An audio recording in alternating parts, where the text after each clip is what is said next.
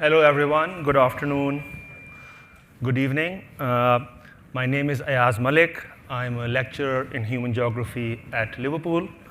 And on behalf of the Antipode editorial collective, I extend to you all a warm welcome to this year's RGS Antipode lecture titled Sonic Lives on the Radio and Anticolonial Solidarity.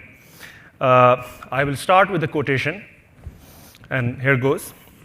From 1964 to 1972, the wealthiest and most powerful nation in the history of the world made a maximum military effort with everything short of atomic bombs to defeat a nationalist revolutionary movement in a tiny peasant country and failed. When the United States fought in Vietnam, it was organized modern technology versus organized human beings, and the human beings won. End of quote. This is how the late Howard Zinn begins the chapter on the Vietnam War in his seminal People's History of the United States. Of course, to extend Zinn's formulation, the war was not simply between modern technology and organized human beings. Those organized human beings themselves repurposed rudimentary, often basic technologies for the purposes of resistance and organization. Indeed, such repurposing of rudimentary technology in anti-colonial insurgency has a long history and much actuality in the present. Witness, of course, the renewed and ongoing colonial barbarity of the US-Israeli combine in Gaza post the action of October 7th. As Nasir Abu Rahma has perceptively commented, this is an action that through creatively repurposing rudimentary technology upended Israeli settler colonialism's fundamental logic of non-commensurability. In response, the Israeli-US combine's incredulous fury has unleashed a wanton, high-tech destruction whose purpose is to reestablish that very logic of absolute non-reciprocity. In the re-articulation of such basic technologies to the purposes of anti-colonialism, the radio has a special pedigree. From Radio Hanoi to the Voice of Free Algeria, the deployment of the radio has provided not just form and expression to anti-colonial movements, but as technique and medium, the radio was an active agent of desubalternization in the very making of the nation. Or as Frantz Fanon put it, the radio was a reverberating element of the vast network of meanings born of the liberating combat. End of quote. The radio as a medium that connects multiple levels of social life from the everyday to the potentially transnational and internationalist solidarities thus lent itself eminently to radical geographical analysis. Our speakers today and honorary geographers, Drs. Mai Taha and Sarah Salem, will reflect on these multiple levels, scales, and spaces of the radio and sonic practices in anti-colonial movements. And by reaching into the past and connecting to the present, their new book project might also speak to today's vexed debates around social media, for example, and AI, and indeed on anti-colonial programs generally, including the directly coercive and non-coercive aspects. As I indicated already, Mai and Sarah are eminently suited to carry out this sonic revolutionary excavation, which is itself part of their wider program of unearthing varied anti-colonial archives ranging from the material and the textual to the sonic and the visual. Mai and Sarah are respectively assistant and associate professors in LSE sociology. Sarah's work up to now has dealt with colonial and anti-colonial afterlives in Egypt, especially in relation to the long afterlife of Nasirism. More widely, Sarah has also written generatively on the translations and mutual transformations of Marxist, feminist, anti-colonial, and post-colonial theory. Mai, too, traverses a multi-level research program ranging from the home as a site of revolutionary organizing to internationalist networks and engagement with international human rights law and institutions. They will present on their new project for about an hour. We will then have about half an hour for discussion, and afterwards there will also be a reception in the marquee. So without further ado, I will now invite Mai and Sarah to deliver the Antipode lecture for the RGS.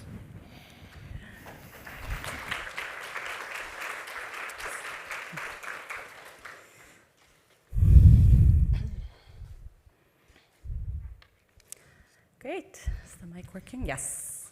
Hi, everyone. So just so you know, I'm Sarah, and this is May.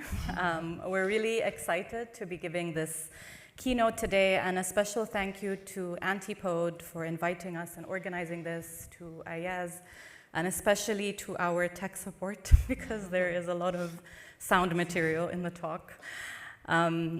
We're going to begin with a sound clip, actually, and we also just wanted to note that there will be a lot of sound clips in the presentation. A lot of it is old archival materials, so we need your ears to tune in with us, and we've also provided transcriptions on the slides. So just bear with us as we move between different platforms, and we're also happy to speak to any questions about the archives later. So I'll start with the sound clip now. We therefore take this opportunity to greet the people of the Sahrawi Arab Democratic Republic, the people of Grenada and Nicaragua who are under harassment, the people of El Salvador and their vanguard movement, the Farabundo Marti National Liberation Front, the FDR, those of East Timor led by Fretilin, and the millions elsewhere. We share with the Palestinian people a common experience of racism expressed in dispossession and genocide, for apartheid and Zionism, about two sides of a single coin, the Pretoria regime and the Zionist entity collaborate militarily and economically, and the strategies of the one are emulated by the other. Though the Palestinian nation bled in Beirut, in Sabra and Shatila, the wound was not fatal. We congratulate their vanguard movement, the PLO, for having emerged united, more resolute, and even more powerful. The apartheid system, Madam Chair, is a socio-economic and political anachronism which has very aptly been identified as a crime against humanity. To catalogue the manifestations of that crime is itself a harrowing exercise and invokes a deep sense of revulsion. For apartheid has grown to embrace within itself a reincarnation of systems of political, economic, and social relationships which humankind has, in the course of history, discarded and abandoned. Apartheid is a mixture, indeed a compound of colonialism, brutal oppression, ferocious exploitation, rabid racism, of fascism, Zionism, and neo-Nazism, of expansionism and imperialism. It survives on intimidation, brutality, torture, assassinations, and massacres. Indeed, the word apartheid has become synonymous with the word genocide. Its victims extend beyond the borders of South Africa to embrace the peoples of the whole of Southern Africa. The countries of Southern Africa have been subjected to a regional terrorism which springs not only from Pretoria, but from the very nature of the apartheid system. So this was Oliver Tambo of the African National Congress, or ANC, in South Africa at the Non-Aligned Summit that took place in New Delhi in 1983, broadcast live on Radio Freedom, the underground station of the ANC. Along with other underground anti-colonial radio stations, Radio Freedom broadcast the sounds of anti-colonial solidarity and agitation. Here, Tambo is drawing out the historical and political connection between different anti-colonial struggles, from South Africa to Palestine, Vietnam to Algeria. Through exploring anti-colonial radio broadcasting, we pose the following question today. How does sound chart a different story of anti-colonialism? Mirroring the form of sound waves, our project is not spatially fixed. Instead, it travels across borders, following the way sound moves, quote, between and across and outside ungraspable waveforms, end quote, following Catherine McKittrick. This is partly what makes sound so important and what made the radio so central to anti-colonial movements. Sound waves created new lines of anti-colonial and internationalist solidarity because they couldn't be confined within colonial borders. From official state radio stations, such as Voice of the Arabs in Egypt, to pirate radio stations run by rebel movements, such as the Radio Freedom in South Africa, the PIAGC radio in Guinea-Bissau and Cape Verde, the Voice of the Free and Fighting Algeria.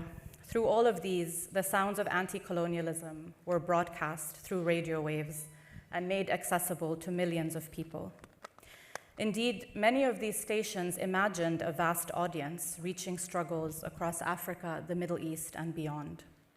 This was possible also because of the technology of the radio itself. For example, you could produce a broadcast from a moving van, and it was very expensive to jam radio stations, which made surveillance and sabotage difficult.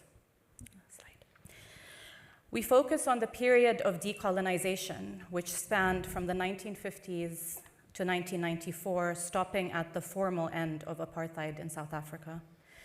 This end also marked a transition to a new historical conjuncture within capitalism, with a more vicious phase of neoliberalism, neocolonialism, and the reign of international financial institutions, decidedly ending the period of utopian thinking of the decades of decolonization. In this sense, we try to capture the sonic lives of anti-colonial revolutionary movements at a time of collective dreaming. As Walter Benjamin put it, quote, "A generation's experience of youth has much in common with the experience of dreams," end quote, and in particular, collective dreams. Here we are flipping his metaphor to make sense of how the anti-colonial dreams of the last century were enacted through the awakening of revolutionary movements and the dreams that they embodied, dreams of a free world. But rather than awakening the consciousness into action, these movements experienced a paralyzing awakening to the nightmare of the post-colonial state. Our return to this history is to navigate out of the paralysis of the current moment, defined by this continuing nightmare of the post-colonial state and neocolonialism. The first step of which is to recall the revolutionary possibilities of the past, to return to the dreams of anti-colonial internationalism. What became of post-colonial states and some strands within post-colonial theory is one of our starting points here. A turn that, like some strands within subaltern studies, Himani Banerjee notes, quote, manipulates the project of anti-colonialism by promising an identification with a pre- or an anti-modernist and anti-humanist national identity, end quote. From this, we end up with a diluted and identitarian, authentic conception of the anti-colonial, instead of a materialist and more internationalist one. In this sense, we are writing today against identitarian notions of authenticity by recalling instead the tensions and contradictions that existed within this category of the anti-colonial, which we explore through sound, in order to bring to the fore the socialist and internationalist sensibilities that were to come into tension with what became the post-colonial state. Radio broadcasting is a key space in which these tensions emerge. Does this work? Yes. Okay.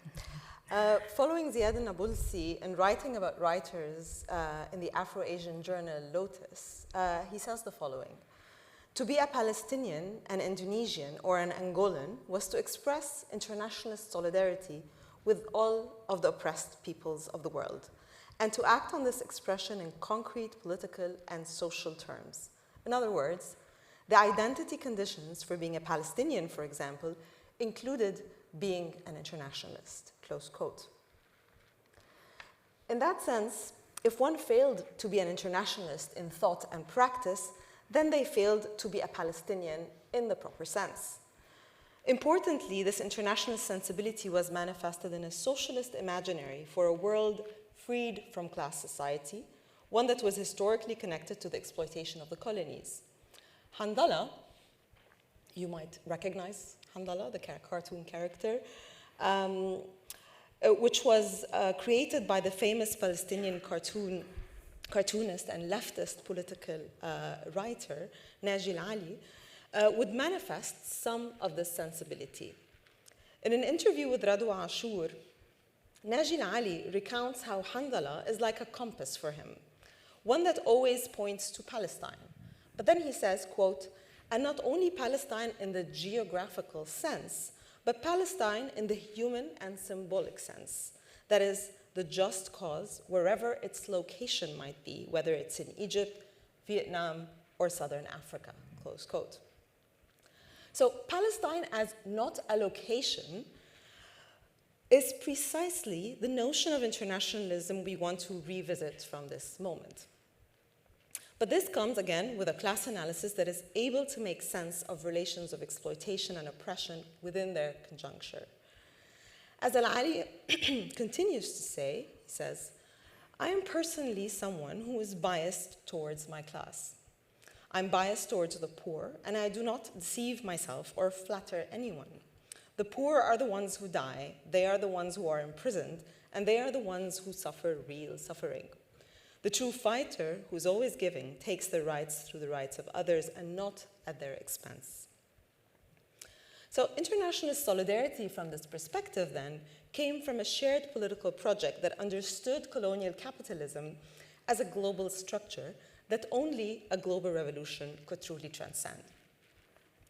Following this internationalist sensibility, radio waves were the most amenable technology for international connection. The very form of the medium helps us make sense of these relations of solidarity as well as the tensions between them. Many of these struggles might have looked different without the radio, not only because it was used to enlist a mass listening public in support of the struggle, but in many cases it was also used as a means of communication within the movement itself. Focusing primarily on the settler colonies of Algeria, Palestine, and South Africa, we look at how sound conjured up the contested terrains of what it meant to be anti-colonial and internationalist. While newly independent states were influential in spreading the sounds of anti-colonialism across Africa and the Middle East, Voice of the Arabs broadcasting from Cairo is a case in point, they were mired in contradictions that get at the heart of anti-colonialism as a project of multiplicity, often coming into tension with its competing versions as broadcasted on pirate and guerrilla stations that were more radical in form and content.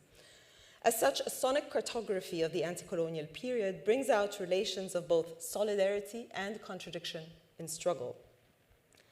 The contradictions complicate our conceptions of solidarity as a lived practice, and we explore this polyphonic history through what we call sonic anti-colonialisms. For anti-colonial broadcasters, listeners across Africa and the Middle East were never just listeners. They became part of the anti-colonial revolution.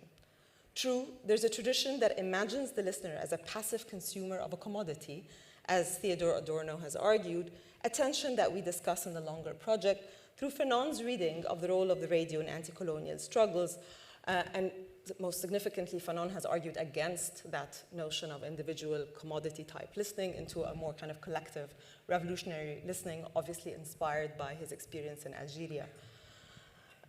Yet, through its reproduction, sound could reach wider audiences, travel across borders, and intervene in the audible life of struggles and social relations.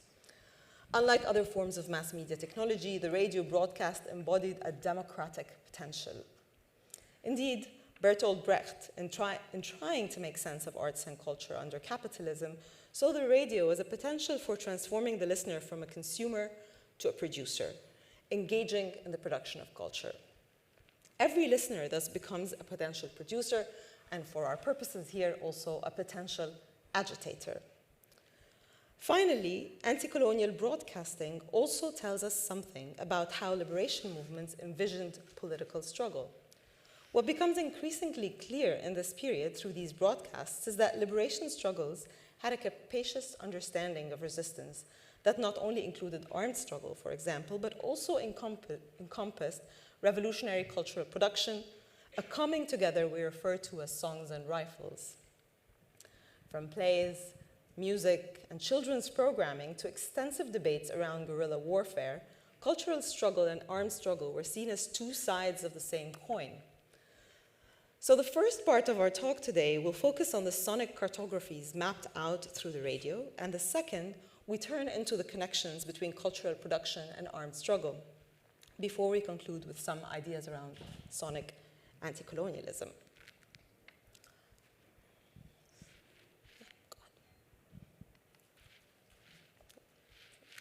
What happened? Yeah.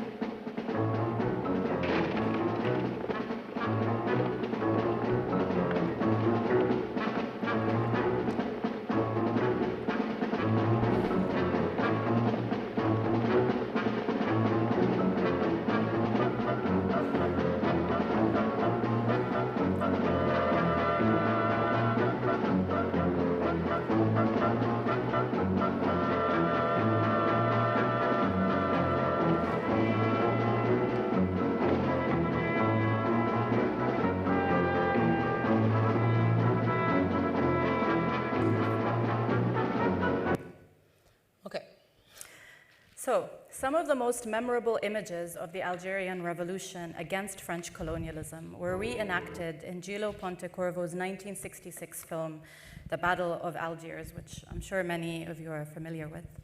The film was inspired by a book written by Saadi Youssef, who joined the FLN in 1945, and by 1956 was the FLN's military chief of the autonomous zone of Algiers.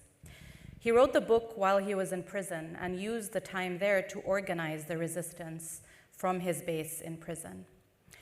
Youssef himself played Jafar in the film, a character modeled after his own experience in the revolution.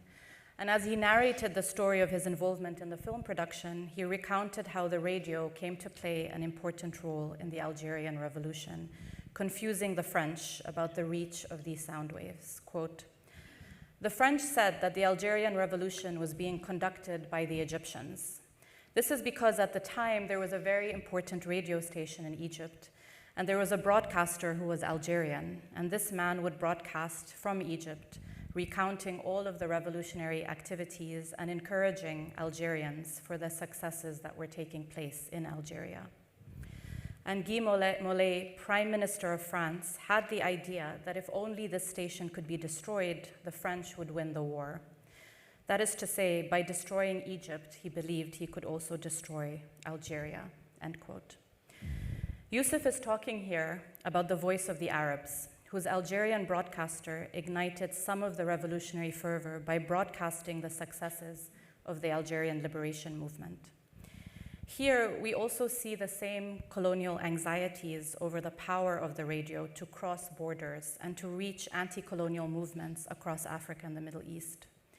The sounds of the revolution created an atonal orchestra, projecting sonic waves to call on revolutionaries to persevere, to organize, and to refuse the injustices of colonial domination. The film opens with an aerial view of the European quarters of Algiers, as the camera then moves to a scene in the Algerian quarters. In the background is the voice of a man speaking in French, narrating what he called the first communiqué of the National Liberation Front, or FLN. "The people of Algeria, our combat is directed against colonialism. Our aim, independence, and restoration of the Algerian state in accordance with Islamic principles and the respect of basic liberties regardless of race or religion. To avoid bloodshed, we propose that the French authorities negotiate with us our right to self-determination. Algerians, it is your duty to save our country and restore its liberty. Its victory will be yours. Forward, brothers, unite. The FLN calls you to arms." The first communiqué was distributed across Algeria and internationally in the form of leaflets. But it was through the voice of the Arabs that the FLN first formally announced the beginning of the revolution and the formation of the FLN itself, which had occurred a month earlier.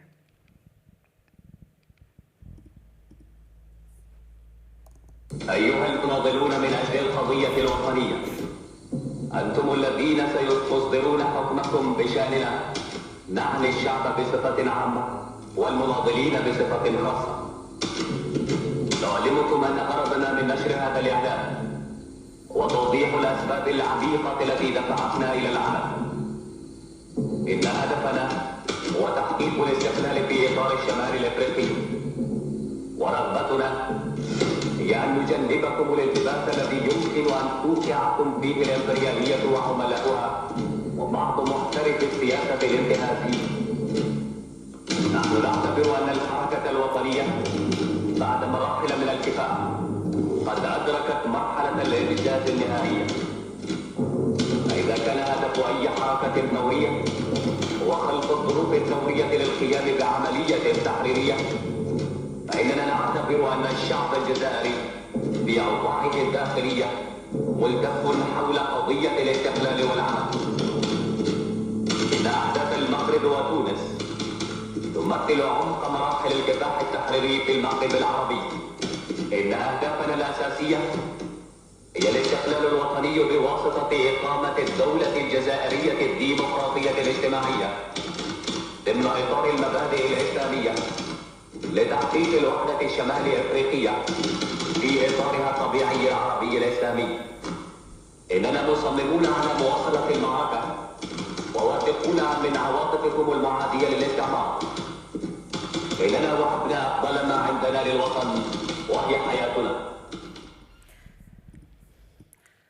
Hailing from Cairo to Algiers, the Egyptian broadcaster Ahmed Said read the communique on the Voice of the Arab station in Egypt on November 1st, 1954. His voice, already victorious in affect, is dramatized by the sounds of the typewriter in the back, as if the movement is drafting the communique live on air. The clacking sounds allude to some form of immediacy, that of the urgency of the birth of revolution. The FLN was both ready and becoming at the same time. Egypt was one of the first countries in Africa to gain independence in 1952, and so one of the first to gain control over its own airwaves, enabling Egyptian radio to give airtime to many movements across the continent. Airtime in which time on the airwaves is given to movements in exile for them to broadcast is one of the most important and prominent forms of solidarity and internationalism that we see in anti-colonial radio broadcasting, and extended to form connections far and wide, including with anti-fascist movements in Europe.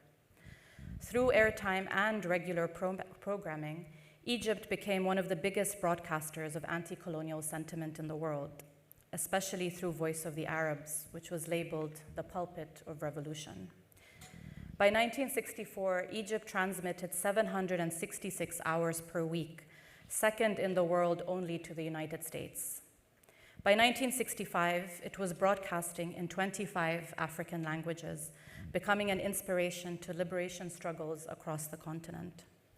The British quickly grew concerned over the forms of solidarity that were emerging via the radio, as can be seen in the vast amount of surveillance over anti-colonial broadcasting that you can find in the British National Archives. Two other notable sources of solidarity were the Soviet Union and China. Radio Moscow, for instance, would come to include broadcasts across Africa and the Middle East and beyond, and the Soviets also funded radio stations and had foreign communist technical advisors on site to support the broadcasts and train people who would host radio programs. As the airwaves announced, the global movement against colonialism was already crossing borders. Indeed, the Algerian Revolution had started remapping the history of that moment, drawing out lines of solidarity enacted through airtime. From Cairo, Damascus, and almost all other Arab capitals, the pages that were written in the Jebels were broadcast across back to Algeria, confusing traditional cartographies of state sovereignty. The voices of Arab and African broadcasters would continue to cover the Algerian Revolution from across the region. 2 years later, the Voice of Free and Fighting Algeria would broadcast its first clandestine sounds on the 16th of December, 1956. Initially, the broadcast was in shortwave, and its location moved to the countryside of a mountainous region in northern Morocco at the border with Algeria. This first broadcast was in Arabic, Amazigh, and French. So Algiers would later become a central site of anti-colonial and socialist thought and praxis, as some of you might know that already, hosting many pirate radio stations of liberation movements around the world. So through the Algerian National Broadcasting Company, it dedicated several airwaves to liberation movements, making Algiers a site of anti-colonial solidarity and internationalism. The Portuguese Voice of Freedom operated from Algiers in 1963 and 64 in support of movements in Portugal against the dictatorship. This also coincided with the parallel successes of the liberation struggles in Portugal's colonies, such as Guinea, Cape Verde, and Angola, where pirate radios were also central to the anti-colonial struggle. Algiers also hosted the Voice de Canarias Libres, which adopted some traditional sounds, such as the whistling language of the Canary Islands. During its broadcast, the streets would be empty because everyone would be tuning into the radio, and some would climb up the mountain to catch the waves and record it, and then come back and listen to it collectively. Algeria also gave airtime to the Voice of the Free Sahara, the station of the Polisario, Western Sahara, from 1979 onwards. The Voice of Palestine and the Voice of the Palestinian Revolution were some of the longest lasting stations operating from Algiers for more than 20 years, with its farewell message read by Algeria's own Issa Masoudi. Algiers, known as the oral meeting place of the revolution, encapsulated the spirit of sonic anti-colonial solidarity, breathing life into new geographies of resistance that transcend national borders. Indeed, the same can also be said about the story of South Africa's radio freedom of the ANC, which relied on an infrastructure of solidarity in neighboring countries for its broadcasts. Radio freedom was launched in 1963 when Walter Sisulu and Ahmed Kathrada, key ANC figures, recorded the first broadcast of Freedom Radio, urging South Africans to join the liberation struggle and using what would become its famous opening tune, which we will play later.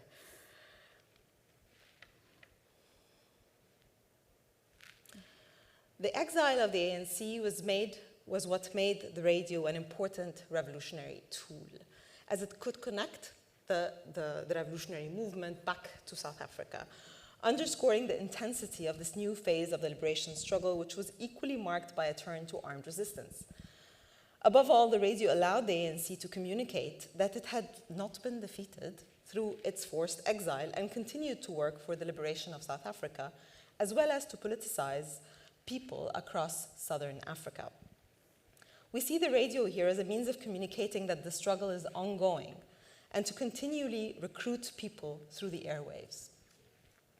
In 1973, the ANC announced that an hour-long daily program would be broadcast on Radio Zambia, listing frequencies and noting that broadcasts would be in English, Tswana, Zulu, Sotho, Afrikaans, and Xhosa. This would come to be known as Radio Freedom, which we've been talking about, a prime example of the politics of airtime.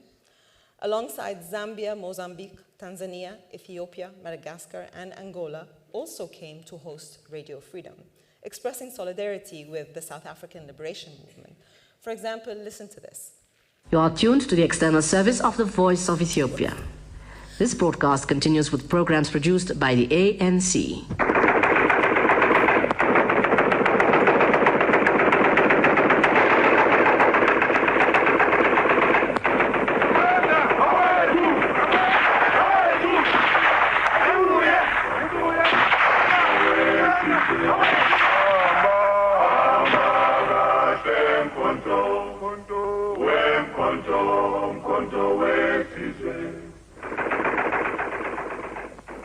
This is Radio.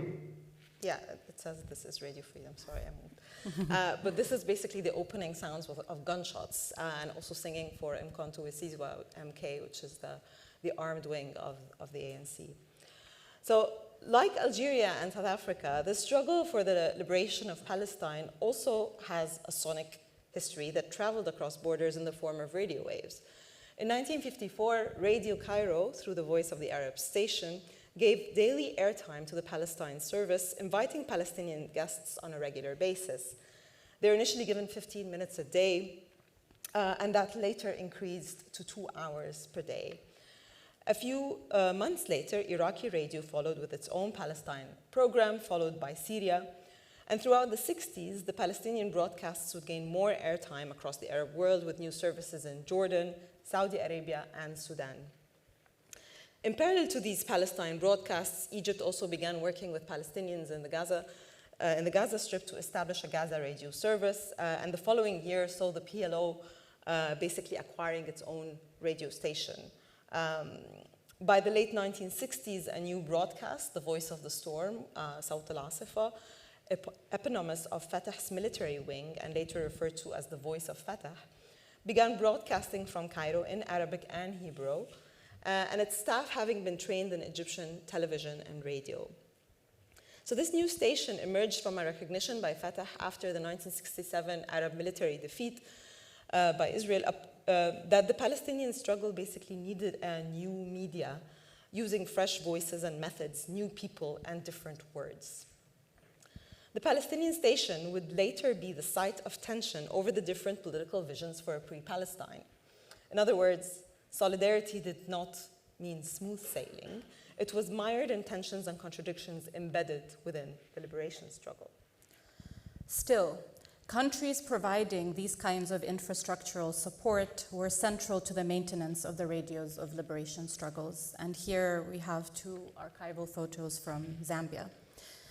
Radio Freedom, for instance, was broadcast from outside of the borders of South Africa for over 20 years. And at its highest point in the 1980s, it was on air daily at spread out times and frequencies from 5 African countries. Every broadcast by Radio Freedom was because of this distinctive form of solidarity, making airtime an important part of the struggle against apartheid.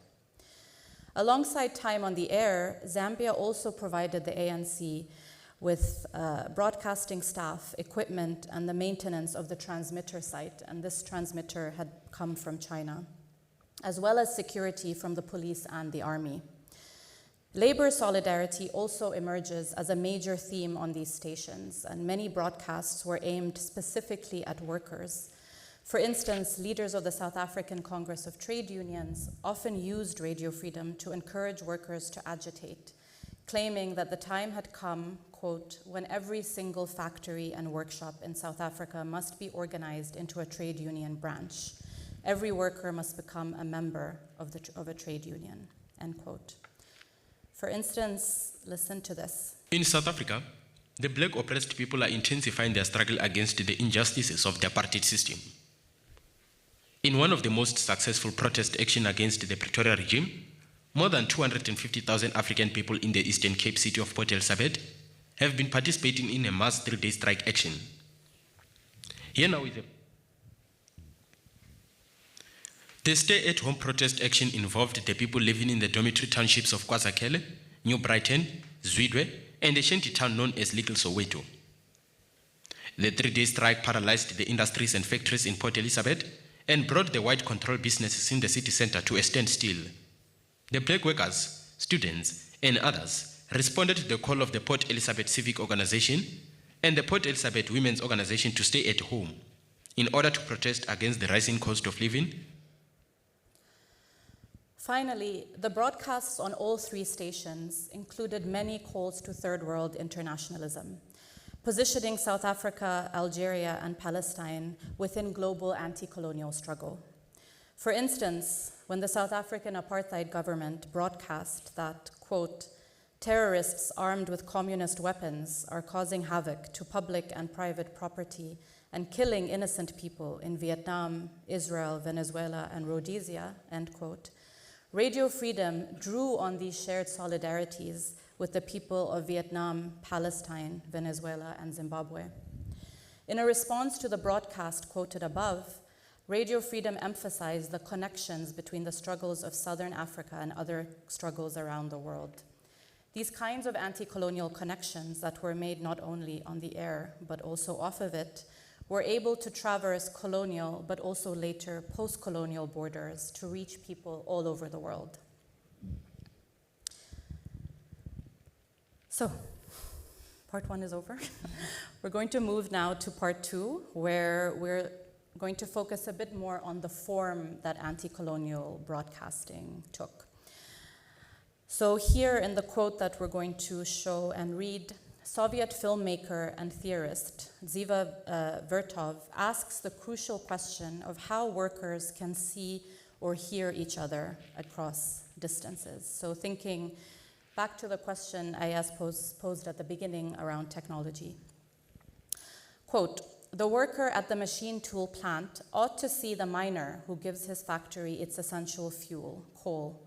The coal miner ought to see the peasant who produces the bread essential to him.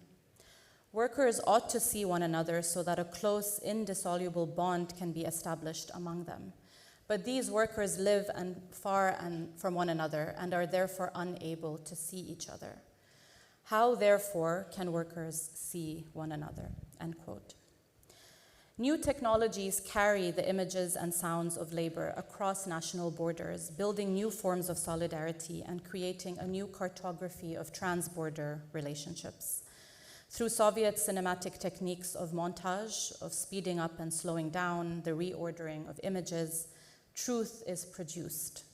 As Vertov puts it here, quote, we must prepare to turn these inventions of the capitalist world to its own destruction. We will prepare wholeheartedly to give the workers of every land the opportunity to see and hear the whole world in an organized form, to see, hear, and understand one another, end quote.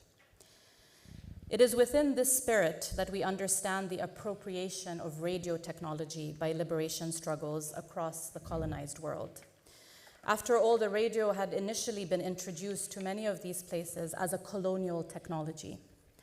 However, this communication was not simply made up of news reports. Instead, the broadcasts were made up of a very rich array of sonic transmissions, from plays and music to static and even secret codes. Moreover, creative sonic practices were often deployed.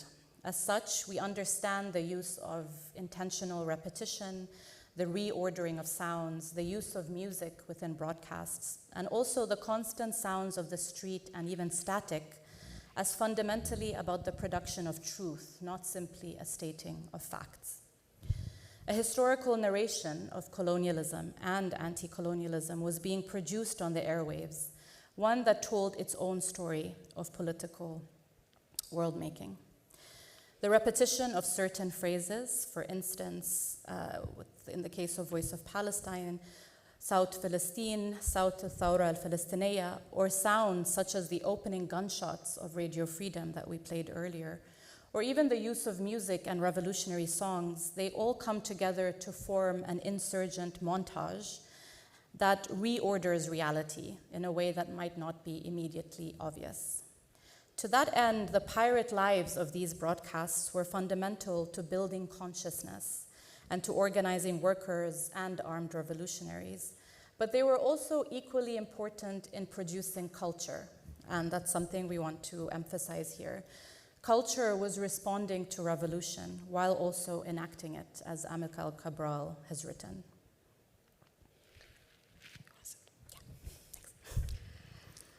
In this sense, these broadcasts reflected the historical dynamism of resistance, which was made up of not only armed struggle, as we said, but also political organizing, cultural production, and political education. In other words, songs were just as important as rifles in sending messages of refusal, from the fiery sounds of gunshots to the melodic sounds of revolutionary music. Sound, please. Dear listeners, our program this evening brings you a drama on the oncoming tri-racial elections. Sorry, there's a lot of sounds. So I'll say something first and then we play.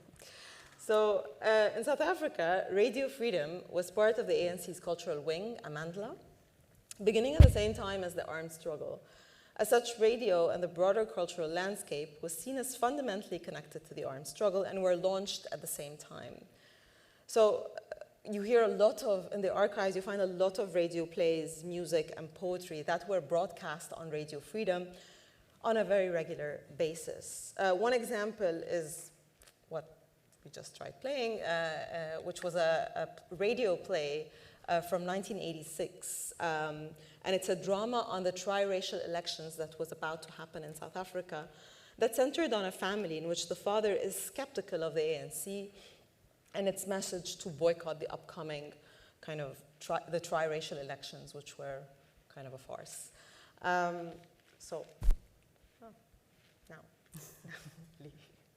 Thanks. Dear listeners, our program this evening brings you a drama on the oncoming tri-racial elections, so compatriots, stay tuned.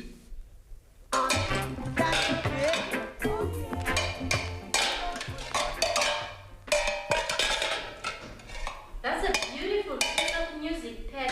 Playing there. Macy, where is your elder sister? It's 7:30 and she's still not here. What's happening? A severe disco too? I don't know, Daddy, what is happening. She said she was going to a rally, which was going to be addressed by Dr. Busa. I thought she would be here by now, at least too. That is what she told me also. Maybe she has some problem with transport. Say, hoe van daar die UDF predikant van haar, ne? She thinks Busak is the political leader in this country. She must ask from us and we'll tell her.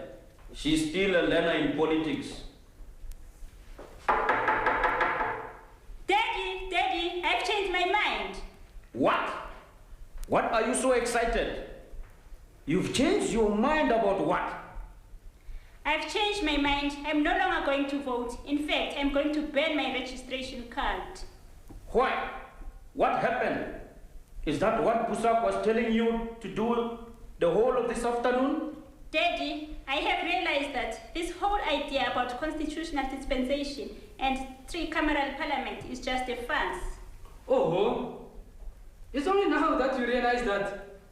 I told you exactly the same thing about a year ago. And you thought you knew and went to register, isn't it? I told Zelda the same thing, Pat, and she dismissed me as politically immature. What is this whole talk about? I told her. You told what to? That this whole constitutional arrangement was just a farce. Where do you get that from? Look, Daddy, look.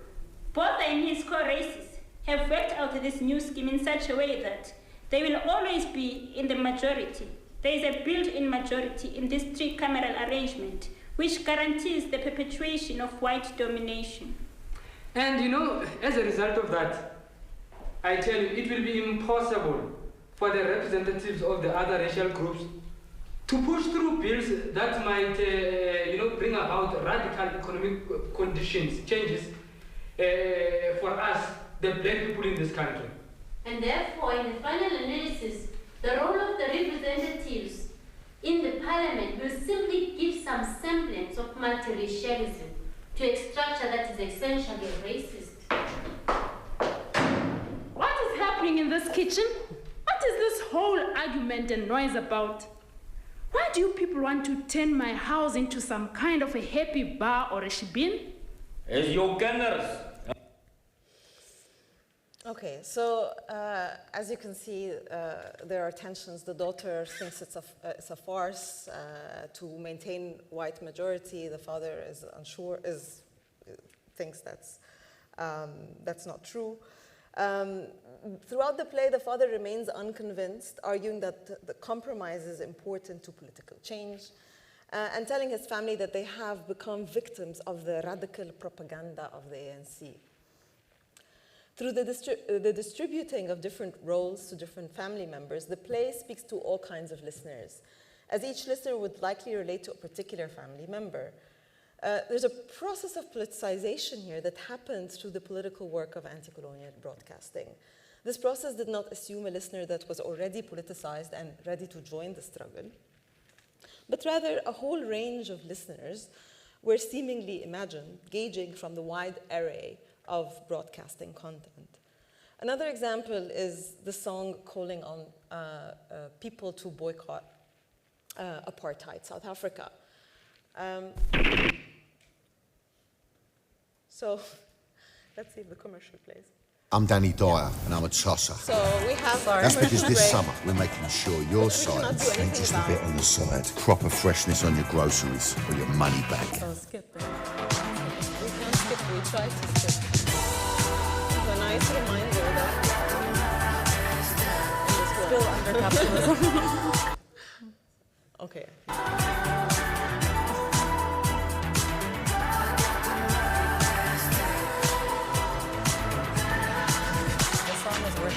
I can see you when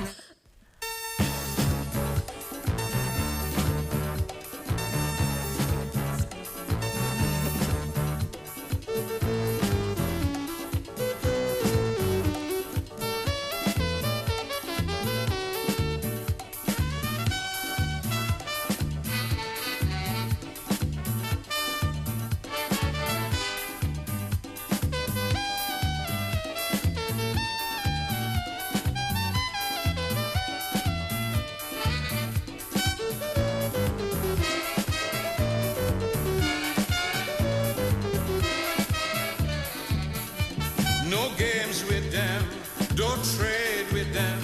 For them, there should be no tomorrow. This race problem, their apartheid system, must not be allowed to grow. The world is suffering tremendously as a result of the racial slavery. If indeed we want peace to reign from the top, discrimination must stop. There can be no peace, only hurt. There can be no glories on this earth. If because of his color, his creed and his culture, a fellow human being is treated like dirt. If I was a freedom fighter in this world like America, I will see that my quest was under duress and do my best to isolate South Africa. Isolate South Africa, annihilate South Africa, eliminate South Africa, disintegrate South Africa.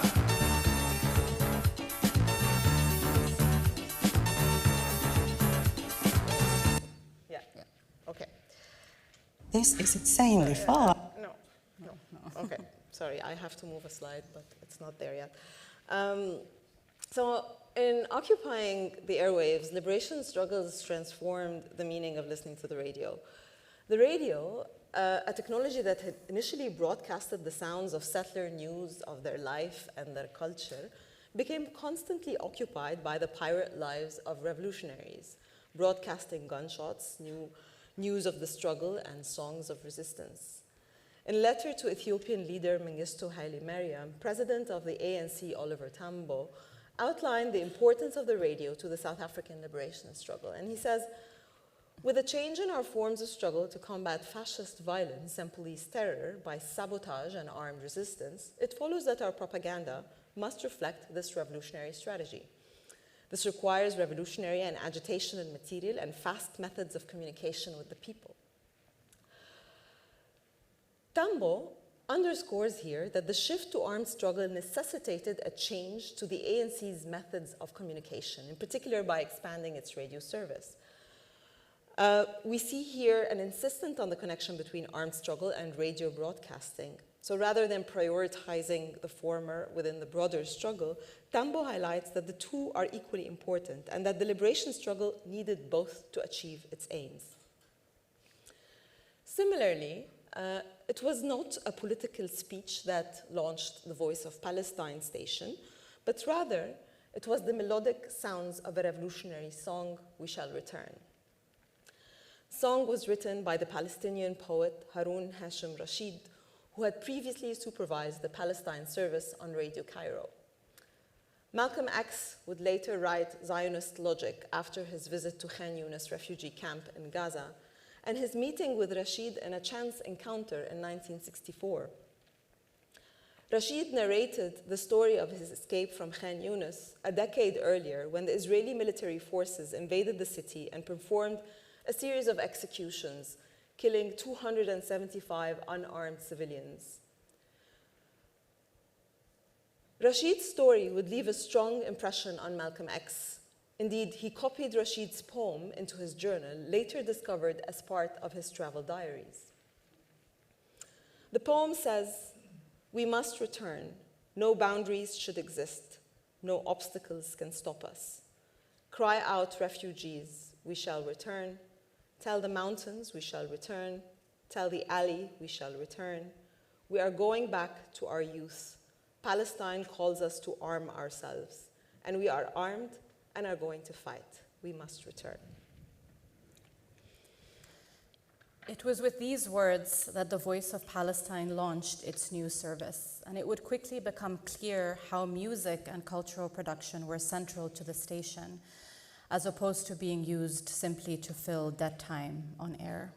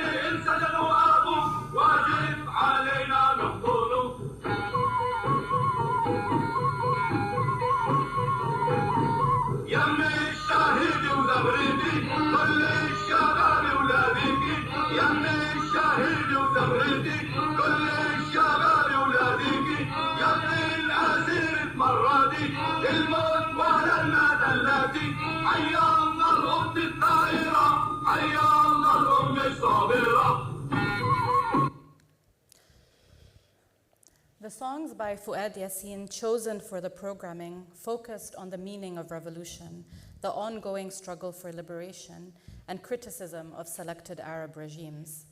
Indeed, the call to arms came in the form of a poem. It is a reminder that liberation struggles, no matter how crudely they're often represented, have always understood resistance quite capaciously, as made up of both songs and rifles. Likewise, the FLN, in its first announcement in Arabic, announced the birth of the Voice of the Liberation Army. Quote, "This is the voice of the free and fighting Algeria, the voice of the Liberation Army and the FLN addressing you from the heart of Algiers." At the same time, some of its most important programs were, for instance, from the literature of the revolution, which featured revolutionary Arab and Algerian poetry, something we also see on the Palestinian and South African airwaves. The radio, the clandestine radio, became essential to all Algerians as it brought with it the sounds of revolution via song and rifle. As Fanon observed, quote, "Fathers, mothers, daughters, elbow to elbow, would scrutinize the radio dial, waiting for the voice of Algeria," end quote, engaging in mass acts of collective listening. The multiplicity of forms that radio broadcasting took also extended to using the radio for covert communication. For instance, the PLO used the radio for its guerrilla warfare and in disseminating the discourse of armed struggle to a wider audience. For instance, they would send directives to commandos using cryptic codes, and in this sense, the radio became literally part of the Palestinian resistance, where revolutionary songs mixed with code messages, driving the struggle forward. The code messages were highly opaque. For instance, one broadcast announced, equation 3c squared equals 4s plus 2y1. In this sense, the radio wasn't just a medium for audible political propaganda, but also one of cryptic opacity, oscillating between these two modes. While this opacity paradoxically communicated that the struggle was alive, the political programming was what communicated its strength and resistance. Broadcasters were trained to speak from the depths of their soul, and young cadres were asked to talk about important events in the history of the struggle, as if they were witnessing it, animating rather than reciting information with the disinterested voice of news anchors. To tune in to the radio meant to know what was happening on the front lines, to make sense of the fragmentary information that did make it through the jamming, and to feel as though they were part of the revolutionary struggle. Or, as Fanon wrote, listening to the radio in Algeria once the revolution had begun was a way of entering into communication with the revolution and of living with it. Returning to the moment of anti-colonialism is always fraught with the weight of everything that came afterwards. Yet our intention is not a simple return to the past in order to repeat it. Instead, it's a return that not only seeks to recall more radical formations of anti-colonialism, but importantly to recall that anti-colonialism was itself full of tensions and contradictions that reflected dynamic political contestations over the different movements, strategy, and tactics at different historical conjunctures. Following the sounds of anti-colonialism means also to follow these tensions and contradictions. In that sense, we are tracing sonic anti-colonialism, a multiplicity of multiple political imaginaries that seeks to capture the polyphonic politics within the struggle, the tensions between the different iterations of anti-colonialism. So it's not simply a diversity of positions, but of struggle, a fight over what liberation should look like, and, in our case here, sound like. In many cases, the version that won and formed new post-colonial states quickly descended either into a dictatorship or, as in the case of South Africa, into a brutal neoliberal free market economy, paradoxically failing to address the central question, which is the land question. Even in Palestine, still colonized and engaged in an anti-colonial liberation struggle, the different imaginaries of anti-colonialism often came in tension with one another. These different imaginaries stretch into the past.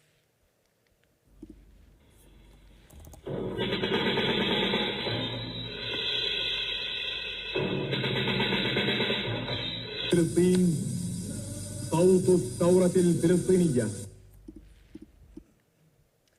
Basically says this is the voice of Palestine. This was coming actually from the Voice of the Storm, Fatah's radio station that I mentioned earlier, whose opening started with the sounds reminiscent of gunshots and the radical aesthetics of the ANC radio freedom. And then it slowly edited into the song Fidai, which through Fatah became the Palestinian national anthem, replacing Mawtani, the older anthem written by the Palestinian poet Ibrahim Tuqan. These sounds and what they later came to symbolize, the Fidai song, they came to symbolize Oslo, Arafat, Abbas, and the failure of the Palestinian Authority to present any emancipatory future. They were early markers of the fissures within the Palestinian anti-colonial struggle. Here, cultural production comes to represent these tensions and become markers of political positions.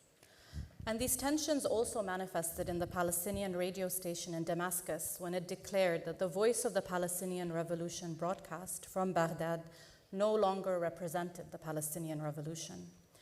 The Baghdad broadcast was heavily influenced by the PFLP and its leader, George Habash, who rejected the influence of reactionary Arab regimes, including Nasser's Egypt.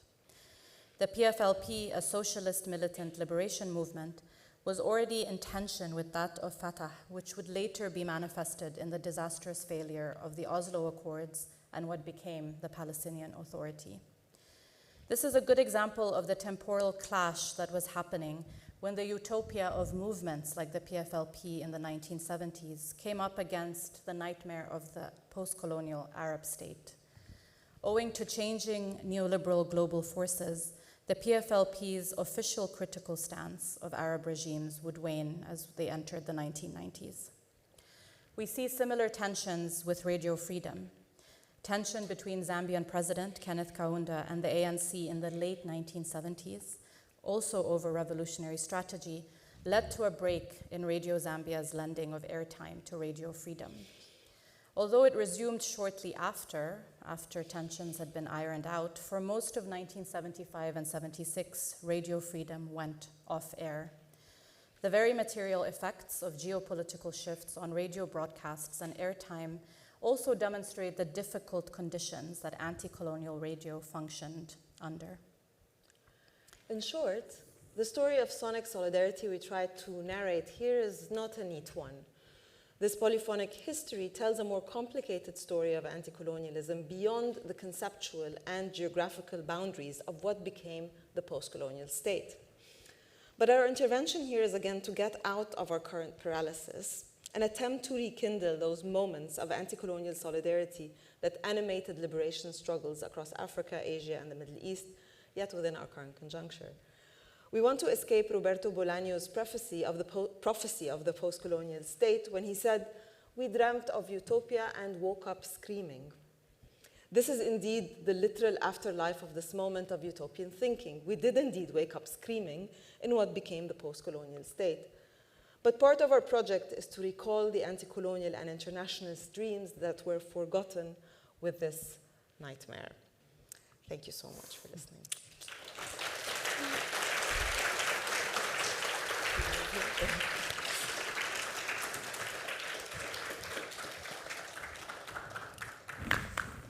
Sorry. Sorry, Andy.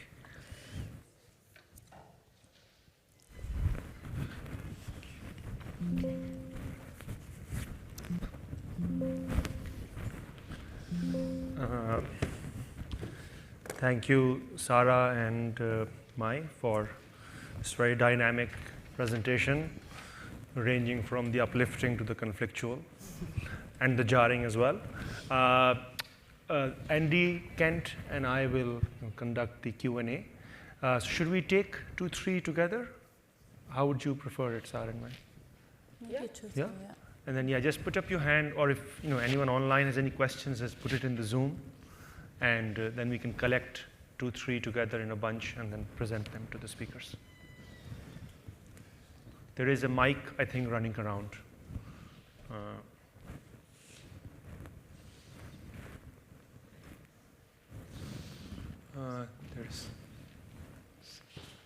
Where is it, Andy? Oh, right there, right at the top. Hi, thank you so much for an amazing lecture. This is really, really exciting. I wondered if you could tell us a little bit more about the choices concerning language, which language to communicate in, not, that you're seeing in the archives in these different countries, different contexts, even if we're talking about one medium. Great. Choices concerning language. Anyone else?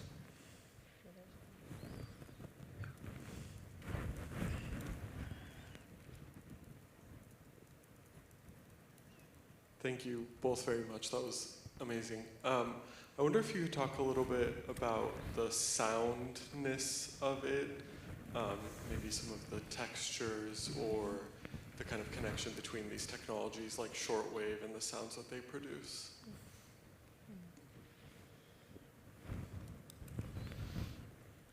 Okay. Maybe one more before we... There.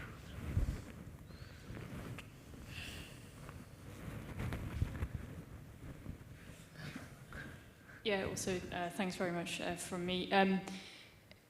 This is probably an unfair question, so you can ignore it if you want. I was just wondering if you had any reflections on now as a kind of post-broadcast era, as it were, and our contemporary technologies. Yeah. Okay, excellent. I think we can... Sarah, should we do these 3 and then we can...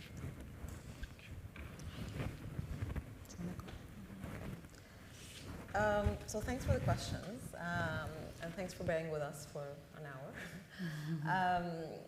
With regards to the first question on language, I mean, obviously language was such a big thing in the different archives. One of the really interesting things that we discovered very early on in the project when we were doing research in Kew and the British National Archive is that the voice of the Arabs that was broadcast from Cairo, all of a sudden people woke up in East Africa with an entire program broadcasting in Swahili, which, I mean, we both grew up in Egypt, so this was entirely new information for us, that there was an entire program specifically targeting liberation movements in East Africa. In the different radio stations we looked at, the languages used obviously depended on the context. In South Africa, because there are many languages, the broadcast was in many different languages. Many of the songs are not in English in the different traditional languages. Many of the political programs and the interviews were in English. So there's always this kind of, and obviously we don't speak all of those languages, but we're just able to get a sense of how vast the different languages were. Yeah, maybe just to add to that, I think Cabral talked quite a lot also about this choice of language, because I think for a lot of these stations, it was a very conscious thinking also about what type of collective they were trying to create through broadcasting. So Cabral, for example, writes about how the PIAGC radio made the choice to be multilingual in distinction to Portuguese colonial broadcasting, which was just in Portuguese. So he talks a lot about how the choice of language was actually a form of nation-making in the future by creating a collective that's very different from what colonial broadcasting stations were creating, which was much more aimed actually at settlers in these countries. So I think that question of choice was also something they were really thinking about in relation to actually what this state would look like post-liberation as well. And maybe on the sound question, which I think we both really wanted to also talk about it, but we were like, this is too much. We don't want to go into like a 2-hour talk. But we do have a chapter on, for example, the question of viscerality. So it's really interesting how, and we think a little bit with, for example, psychoanalytical work that tries to also get at what listening does, for example, to the body, to feelings, textures.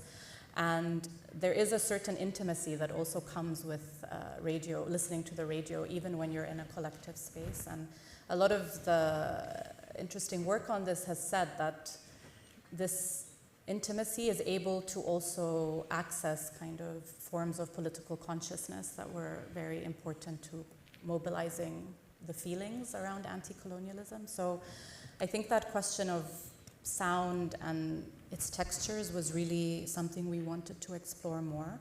And linked to that, there is also quite a lot on static, because a lot of these stations had quite a lot of static for many reasons, including that if they were being jammed by colonial states, nothing was coming through. And Frantz Fanon has this amazing chapter on Voice of Algeria where he says the static as a sound is still communicating something. So rather than ignore those sounds that seem almost to be mistakes or inconsequential and just focus on what's being said as words, anti-colonial listening is also a form of listening that thinks about all the forms of sound that make up a broadcast, in which case even something like static is communicating something to people. And he writes about how people would gather and try to guess at what they couldn't hear. So they were like, we can't hear, we know it's broadcasting.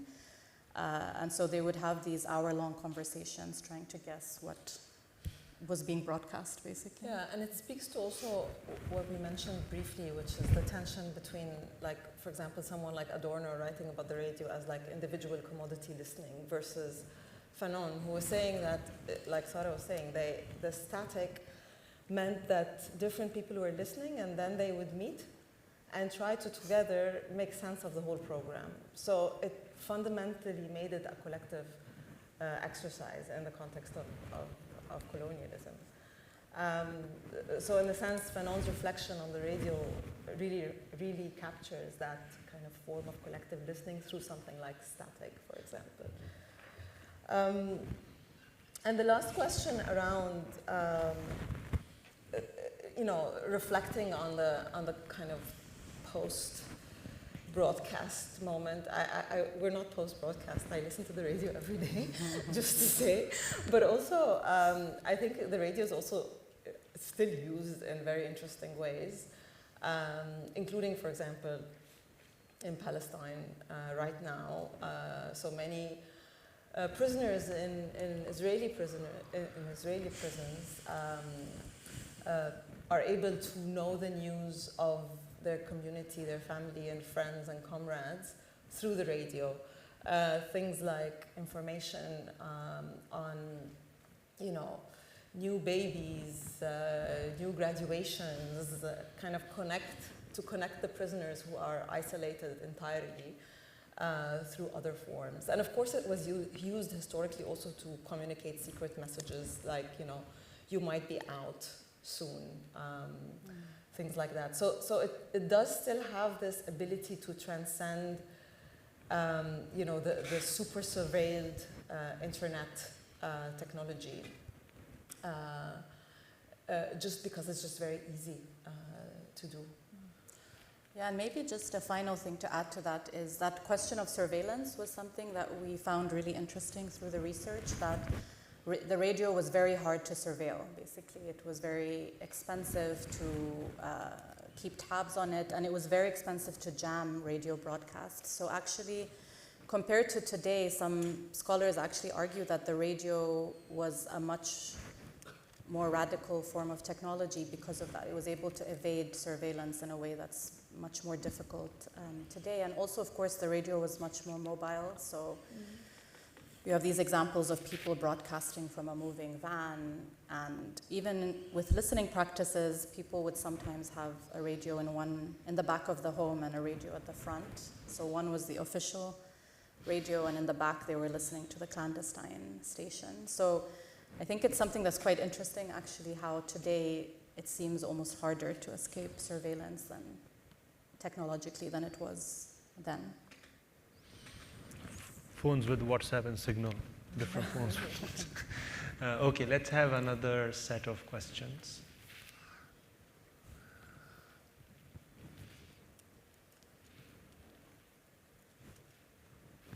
Taiba.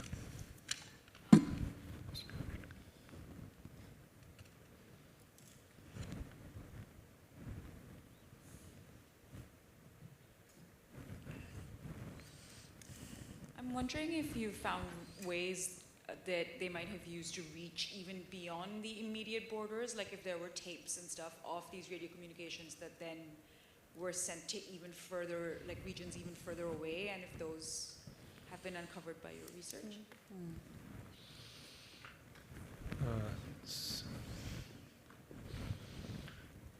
And then one at the back as well.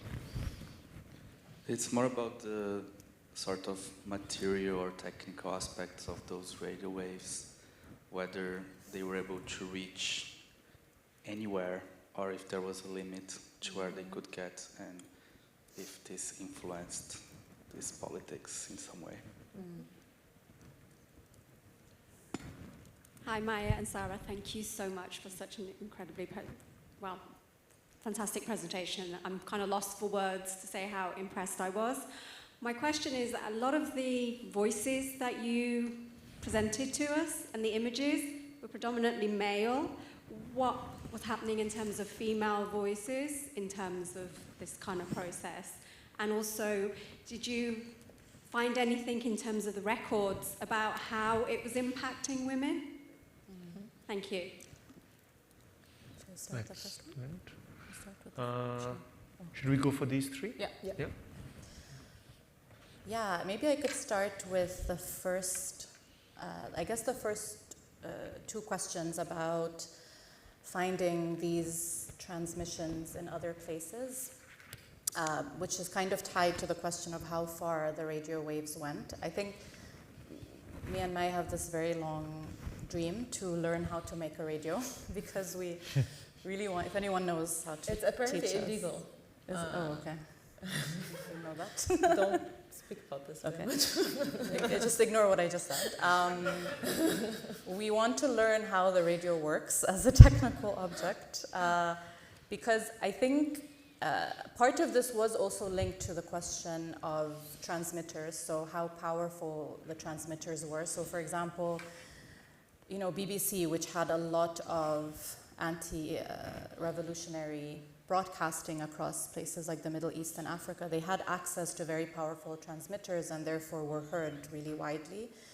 Whereas with anti-colonial movements, this was much more difficult. They often had transmitters that couldn't transmit very far geographically until, for example, you start to see these donations from China and the Soviet Union in particular. So there also this materialist material cartography of anti-colonial solidarity becomes important because those transmitters were able to broadcast much further.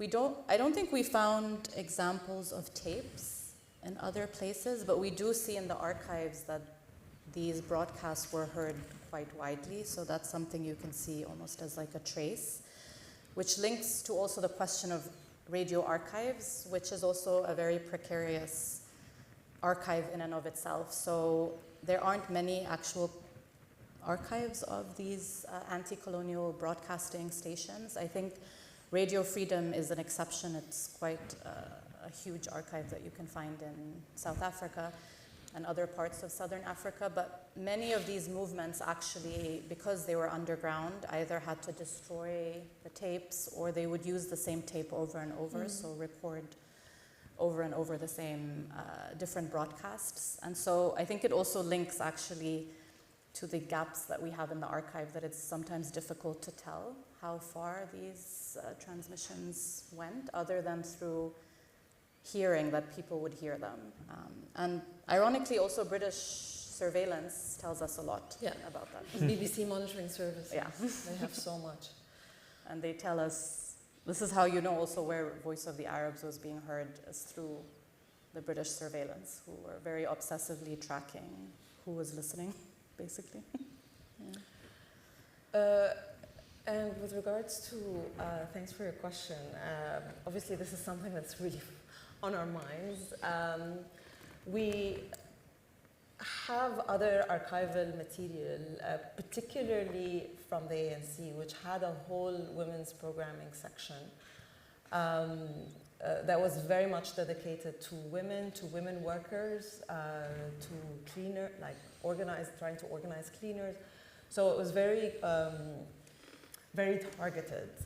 This is less so the case, for example, in the Voice of Palestine.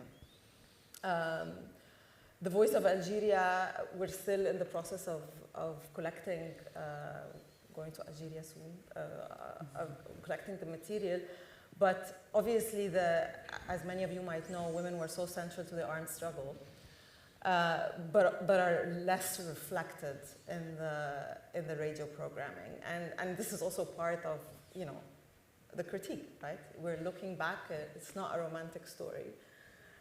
What we wanted, we have a chapter on labor in the book, and the chapter is very much about how workers listened, and workers also include houseworkers, and in that sense, thinking about social reproduction and housework as also having kind of the soundtrack of the radio as people are working, both in the factory and at home.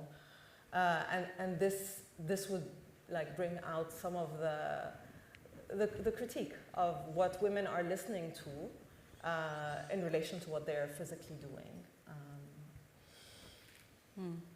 Yeah, and maybe just to add to that, I think what is interesting also about the radio is that it wasn't just something that was listened to in these more quote-unquote public spaces, but is also a very intimate, I mean, you find it in the living room, in the kitchen. It's something that also kind of really breaks apart this problematic binary of public and private. So it's something we also have been thinking about, how the listening of the radio, because of its ability to be in intimate spaces as well probably had these impacts on also the ability of many women to listen, but again, it's hard to track necessarily in the archives as well. We have a question there in the middle.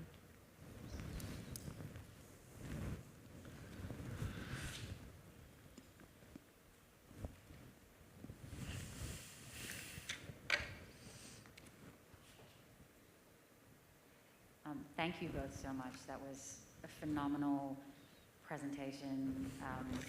As I'm speaking as a very biased person, because I am a radio broadcaster as well, at a self-professed anti-colonial radio station in so-called Australia.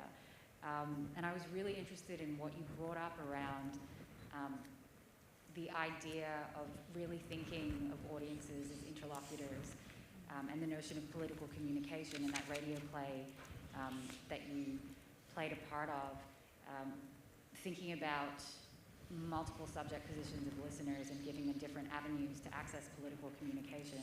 And so I was wondering if you could maybe speak a little bit more to that, and maybe some other examples you found, and even how those creation of soundscapes brought people in different ways.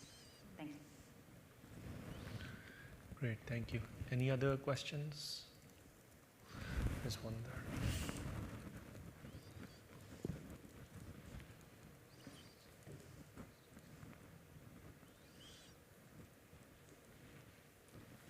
Thank you so much for the lecture. I was wondering if you could speak more about the production processes, if there's any that you could find in the archive, and if these, I know you speak about how Cabral wrote about how this station were deliberately multilingual and what it wants to be, but was there any writing or manifesto of some kind that you were able to find about how the people, the men and women, and when I was in between, who was thinking about their own job, what were they thinking about? And I'm asking this question from the place of, as I reflect on this particular period, Third Cinema, the manifesto of a Third Cinema just came out just a few years after this period that you were talking about. So I'm really interested in what were they thinking as they are doing this. And could we find any trace of their process? And if there isn't any, what do we make of it? Thank you. Excellent. Andy. Yeah, thank you very much both for, it's just a brilliant presentation. I guess I'm interested in the different spatial imaginaries of the future that might be present within the archive, both because from our perspective now, we kind of see the post-colonial nation state as the thing that was automatically going to be the end result. But then if you go 30, 40, 50 years before this era, the idea of the nation state was not necessarily so closely tied to kind of anti-colonial struggles. So how much breadth was there within the tensions you were talking about within your things for those alternatives, or was it very much a particular pathway through? We have 10 more minutes, right? Andy, 6:20. So perhaps we can take a couple more, and then Sarah and Mike can do them together, and then we can finish off. Are there any other comments, thoughts, questions?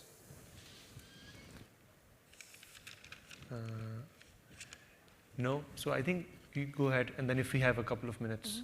I'm also curious about the mathematical formula that you talked about. Did you decipher what that meant? No. Okay. That's mine. That was my question. Go on. We wouldn't reveal it anyway. Sorry? We wouldn't reveal it anyway. That's true. Not right now. No.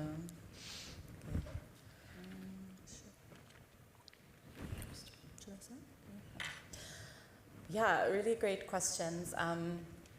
Maybe starting with the first one of thinking of the audience as interlocutors. I mean, I think this comes out in various ways. So one way is kind of what we spoke about, that for broadcasters, they really saw listening as a way of drawing people who otherwise might not, you know, take up arms, for example, or go to a protest, to still draw them into the revolution itself. So I think in one sense, there is this idea that listening is still an active role that can be played in the revolution rather than something passive. And this was a really important thing that came up multiple times, which also speaks a bit to the idea of multiple subject positions and people at different stages of politicization. So the play is one example, but also in a lot of even broadcasts where they're just narrating news, there is this interesting sense that they are always also bringing up these counter arguments to their own positions, almost imagining skeptical listeners as well. So I think in a sense we sometimes think of propaganda as very crude, but actually I think these broadcasts show that they really thought very carefully about what anti-colonial propaganda should look like. And I think another part of this is also the question of culture.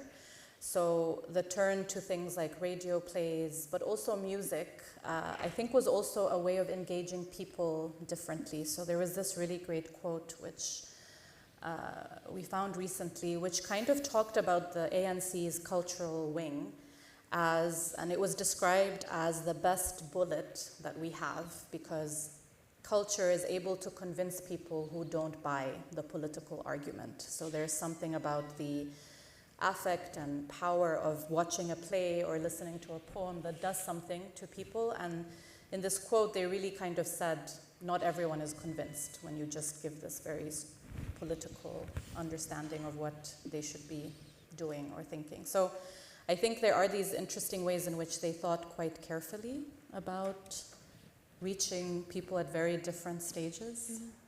There's also another, in the archive of the Voice of Palestine, when it was broadcasting from Lebanon, when the PLO was in Lebanon, during the Civil War, and particularly during the 1982 Israeli war on Lebanon. They had this like really interesting recording of kind of senior members of the armed resistance sitting, and you can only listen to it. It's like listening to people in a cafe or someone's room with the noises of the street, with younger kind of cadres who have just joined the armed struggle. And they're talking about, why join the armed struggle? And the younger people are asking questions, and the others are listening to them, making jokes, making fun of some of them.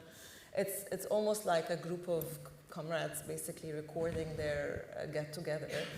But in that process, it slowly becomes clear why armed struggle is so central.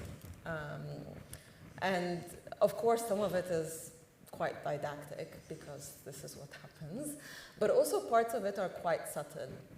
So I imagine if someone was listening to this during that time, many people would start thinking, okay, so why not join the armed struggle? It seems like a very reasonable thing to do in that moment. So there's these very different, from the play to recordings like this that you find in the archive that try to solicit different people into joining the liberation struggle.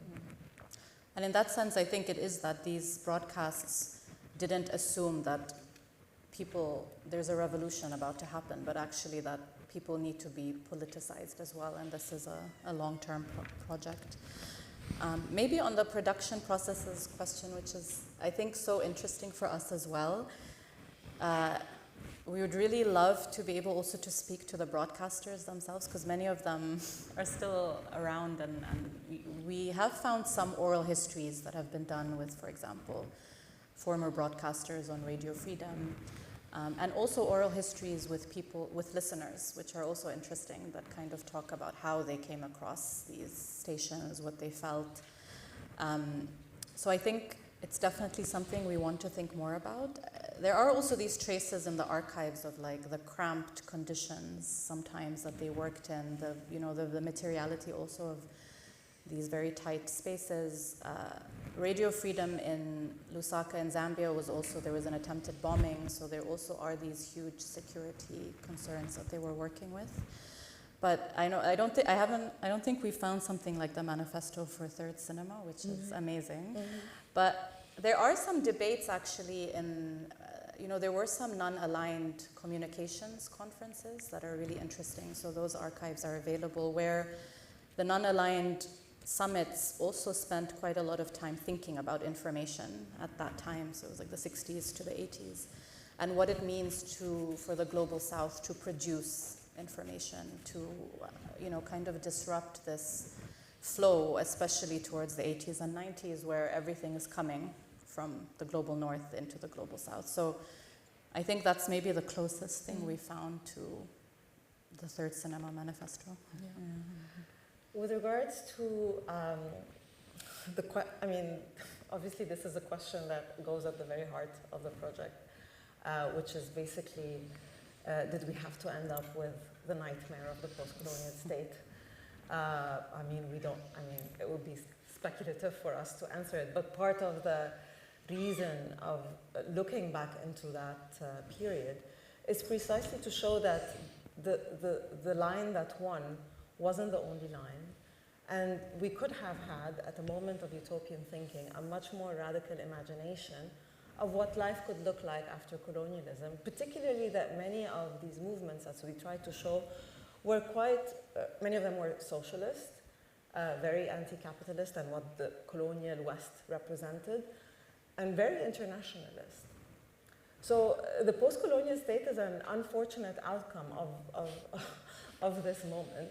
And the reason we return to it today is, again, not to romanticize any of that history, but to try to pull out, almost in a moment of danger, some of those strands, to think how can we work with these ideas today.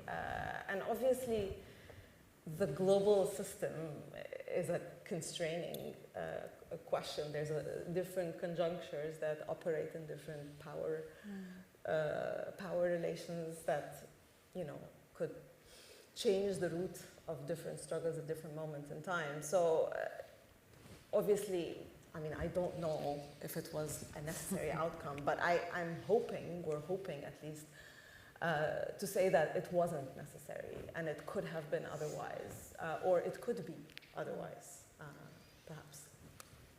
But yeah, thanks, that's literally the heart of the question, so yeah. Yeah, and I think also, just to add briefly to that, is also, I think there were very different conceptions of nationalism at the time as well. I think that's a very big shift, in that anti-colonial nationalism was, by definition, internationalist in a way that today is very difficult to imagine. So I think even and I think there is a complexity with settler colonies, in that the land and the nation becomes also so integral to the future. But I think the conceptions, which is why we try to emphasize internationalism so much, is that the nation was imagined very differently, I think, than the kind of version that won out. So I sometimes think that even if the state was this end point, even conceptions around what a post-colonial nation state could look like were so different, and I think we ended up with the worst one in many places. Okay, you ended on a very positive note, and then I ruined it, so sorry. I'm sorry Remember about that. both. Yeah. It's Ho Chi Minh's famous answer to the question, what do you think of the French Revolution? It's too soon to tell. Yeah, that's a Okay, I think we can stop here. Thank you so much to our speakers. Thank you so much to Andy Kent, who's the heart and soul of Antipode, and does everything basically behind the scenes, inviting the speakers, running the journal. So thank you so much, Andy. Thank you, Andy. Watch out for my and Sarah's book. Check out the Anticolonial Archives website, and if you have any more questions, you can catch them at the reception. So thank you so much. Thank you.